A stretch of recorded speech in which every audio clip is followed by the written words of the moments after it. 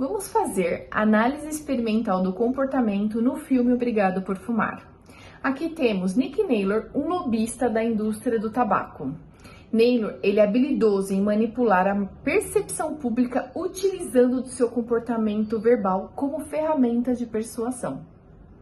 Ele distorce a discussão sobre os riscos do tabagismo, redirecionando o foco para a liberdade de escolha dos consumidores. Essa capacidade não apenas molda a opinião pública, mas também se alimenta de um ciclo de reforço positivo, também sustentado pela aprovação da indústria e pelos benefícios financeiros que recebe. A crítica aqui ela é ética e central, pois Naylor ele racionaliza suas ações ignorando as consequências do impacto negativo do seu trabalho. Ele se distancia emocionalmente das consequências de suas práticas, defendendo que seu papel é apenas argumentar. Essa postura exemplifica como regras autoimpostas podem neutralizar a responsabilidade moral, permitindo que ele atue sem considerar os efeitos de suas influências na saúde pública.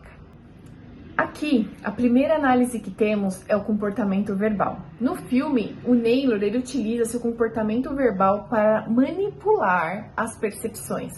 Um exemplo significativo vai acontecer aos 12 minutos do filme, durante um talk show onde Naylor argumenta que a discussão deve se concentrar na liberdade de escolha. Quando ele faz isso, ele desvia a atenção dos riscos associados ao fumo.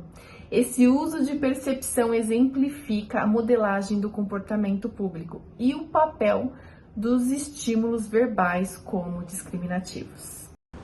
Bom, aqui nesse slide a gente vai relembrar um pouco por volta do minuto 25, onde o filho do Nick questiona um pouco sobre o trabalho dele, né? E aí então, nessa questão de ser norteado por regras, né? Ele cria uma regra para ele conseguir atribuir o trabalho dele de forma que ele consiga conviver com isso. Então, ele diz que ele defende a liberdade para o filho, ao invés de dizer que ele defende o tabaco e que traz prejuízo para as pessoas. Então, ele defende a liberdade, ele cria essa regra, porque a partir disso ele consegue executar o trabalho dele sem esse peso e essa culpa moral. Bom, e um exemplo de punição positiva a gente consegue observar em 50 minutos de filme, quando Naylor é sequestrado e ele é punido com um acréscimo de nicotina nessa punição. Então ele é forçado a ingerir uma grande quantidade de nicotina com o objetivo de diminuir a frequência dele na atuação do seu trabalho. Então a gente percebe isso como uma punição positiva no filme.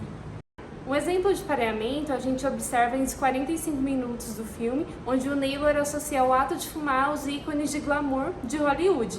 O cigarro, que era um estímulo inicialmente neutro, passa a ser visto como símbolo de status, moldando as atitudes do público e demonstrando assim a aplicação dos princípios comportamentais do marketing.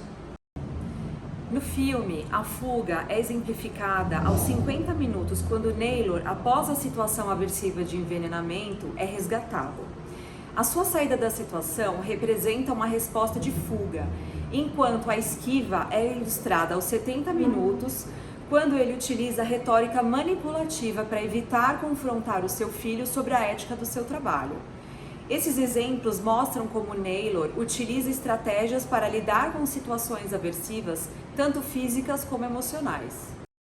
E para concluir, a análise do filme Obrigado por Fumar revela a complexidade do comportamento humano em contextos de persuasão e responsabilidade ética, utilizando os princípios da análise do comportamento para compreender as dinâmicas de influência social.